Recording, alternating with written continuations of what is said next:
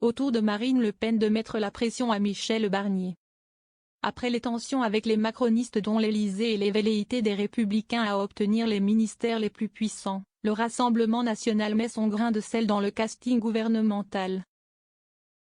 À partir du moment où l'on pose comme critère que le Premier ministre traite l'ensemble des forces politiques de manière courtoise et républicaine.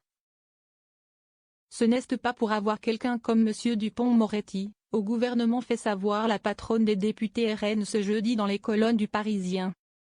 Il fait des bras d'honneur à l'opposition et insulte copieusement tous ceux qui ont le malheur d'être en désaccord avec lui.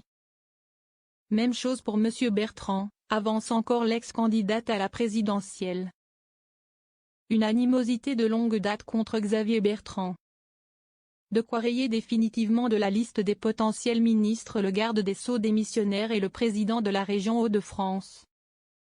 Dans la configuration actuelle de l'Assemblée nationale, Michel Barnier pourra en effet être rapidement renversé par le RN et ses 126 députés s'il votait une éventuelle motion de censure avec les voix de la gauche. Relativement discrète ces dernières semaines, Marine Le Pen veut donc à nouveau se faire entendre et rappelle à Michel Barnier qu'il ne va pas pouvoir froisser le RN. La députée du Nord avait déjà posé son veto à l'encontre de Xavier Bertrand début septembre en affirmant qu'elle voterait la censure s'il arrivait à Matignon lors d'un coup de fil à Emmanuel Macron. Xavier Bertrand se qualifie lui-même d'ennemi numéro 1 du Front National, SIC, depuis des années. Le long passif de détestation mutuelle entre les deux figures remonte à des années et s'est accéléré depuis 2015 lorsque Xavier Bertrand l'a emporté contre Marine Le Pen lors des élections régionales dans les Hauts-de-France. Le nom de Dupond-Moretti rayé par le RN du casting gouvernemental. Au soir du premier tour pourtant, la candidate était pourtant en tête avec plus de 40% des voix contre 25% pour son concurrent.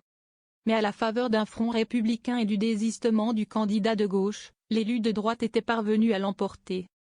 Depuis, les relations sont très tendues au sein du conseil régional comme dans les médias.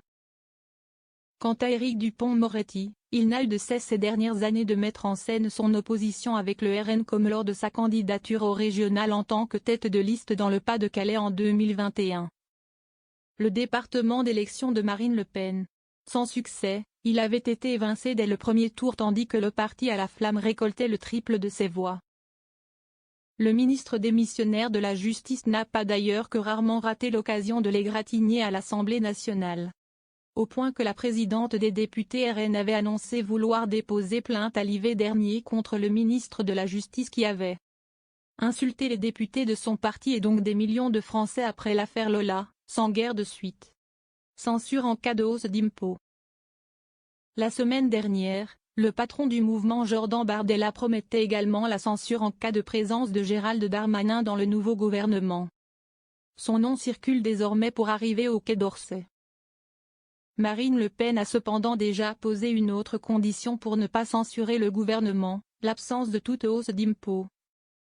Y compris concernant les plus aisés. Le Rassemblement national proposait pourtant de rétablir l'impôt sur la fortune lors des dernières législatives.